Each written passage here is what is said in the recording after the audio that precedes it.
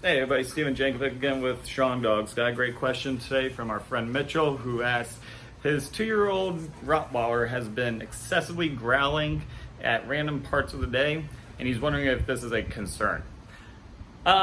Great question, but I just wish Mitchell you had a little bit more specificity to it so I can give you more of a specific answer. Growling isn't a bad thing. Okay, I know growling gets beat up a lot, but a dog growling is very instinctual. It's very natural for a dog to growl. It is eliciting a emotion, okay? So it really just depends on what the dog is doing while they are growling.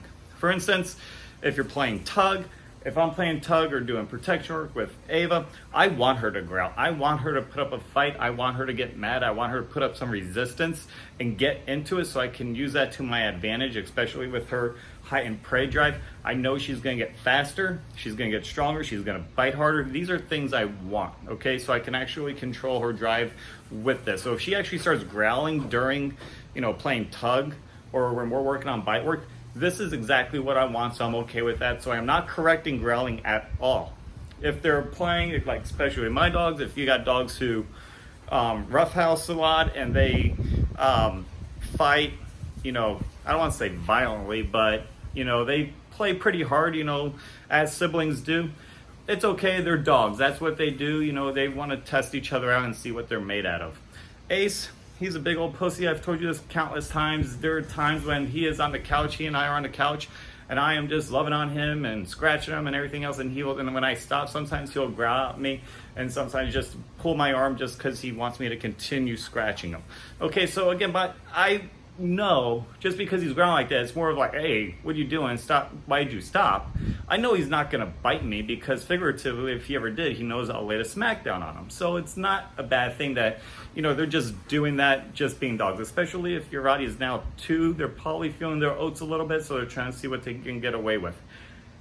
Flip side of that, if it's during a time where there should be no growling whatsoever, so say if you're out walking your dog, and other people are outside and other dogs are outside, what have you, just set your own scene, and then the dog sees something and starts growling at it, that is a time to absolutely go ahead and correct your dog and get them back focused on you and get them out of that scenario.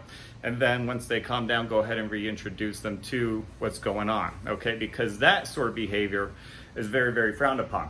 So you just have to pick, again, this is why I asked, I wish you were a little bit more specific. So depending on when your dog is growling, it could just be them getting some emotion out, or it could actually be something a little bit more. And if that's the case, then feel free to go ahead and correct the dog and change the not the temperament, but go ahead and get their mind off of it, and then go ahead and reintroduce them when they are more settled down rather than when they're so amped up or aggressive, because that's the last thing you want. Yes, growling can lead to aggression, but aggression isn't always there with growling, and growling isn't always a bad thing, doesn't always lead to aggression either. So there's different ways you can look at it. So again, contextualize it.